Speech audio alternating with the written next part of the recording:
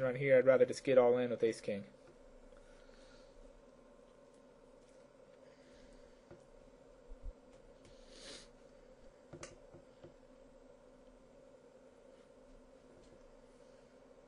Alright, definitely getting out of the way, letting these guys battle it out.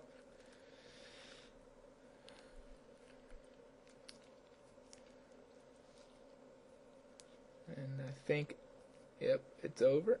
Alright. Takes it out with ace 10. Was that a good call? I mean, I don't know, probably. I think if we check that hand again, he probably, I'm sure whatever he raised, he was probably committed to call XA's re-raise. I think it was only 1,000 more or 1,200 more, so can't really fold that.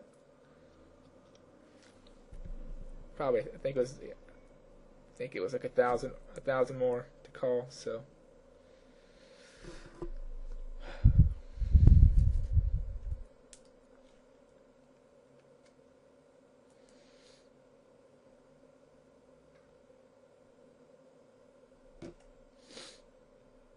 I think XA might have been steaming there a little bit. I mean, if he pause this real quick. If he realizes when he's raising here, and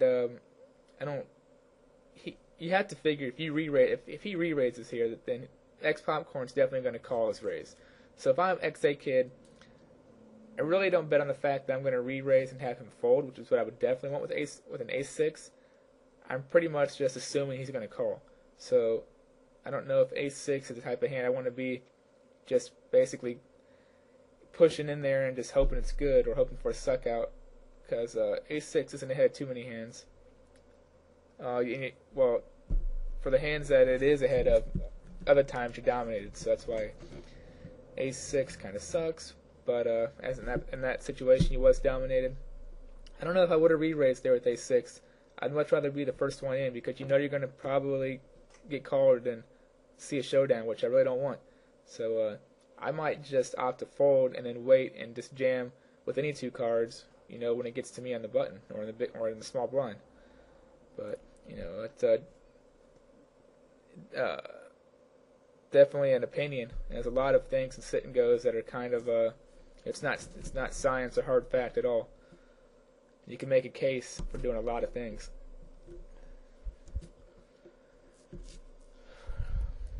So now we're three-way, and I am short stacked because I sat around and did nothing. If I folded Queen Jack here in the button, I was going to have to just turn off the video.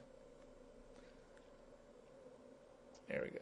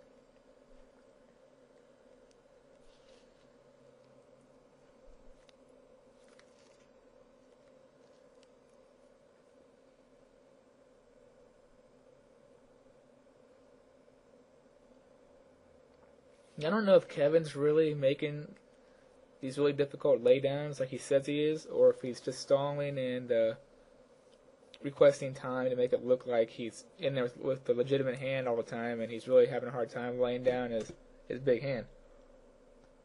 Like with me, he said he had an ace-9 versus my ace-queen when I put them all in. I mean, I don't know. He's done it a couple of times, so maybe he's either trying to portray an image that he's in there with good hands, or he really does have some tough decisions. Alright. Can't complain about getting a walk with 7-2.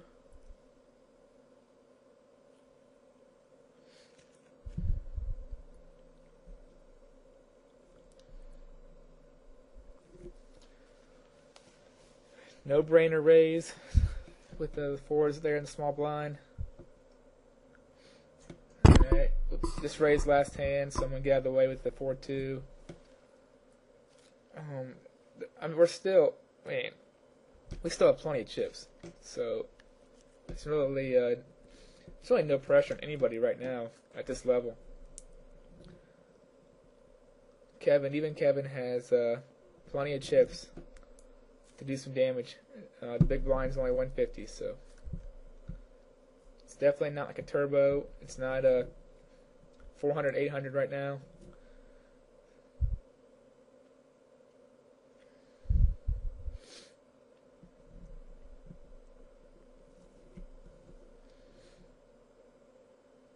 And I think the blind levels are 15-minute levels now, since this is technically a multi-table. So it's like even a slower form of sit and go.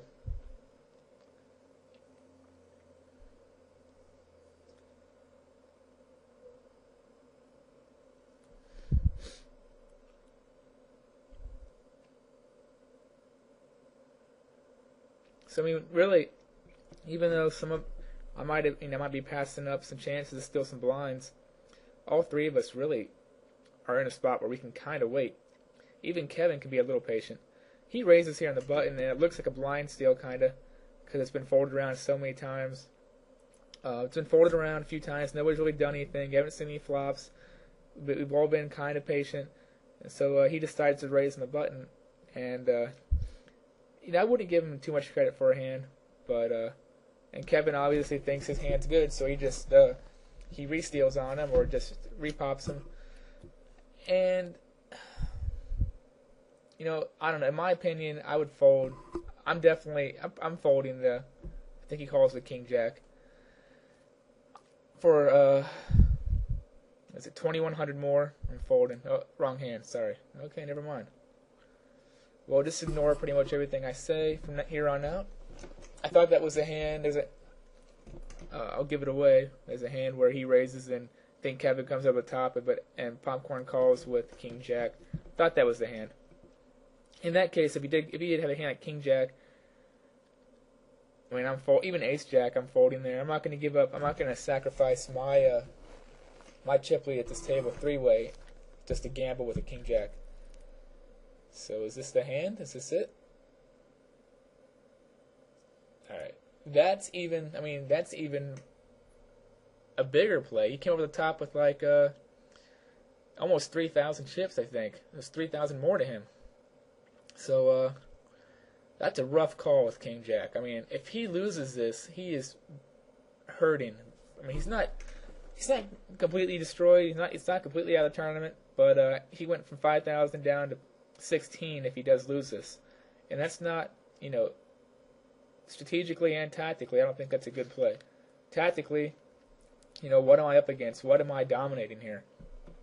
Probably nothing. Do I have the odds to call with the King Jack compared to what Kevin's going to raise me with? In my opinion, it's a no. I don't have the odds to call. I'm probably not ahead of, again, what's King Jack ahead of? Like a Queen Jack or a King 10? Do I think Kevin's going to be re-raising all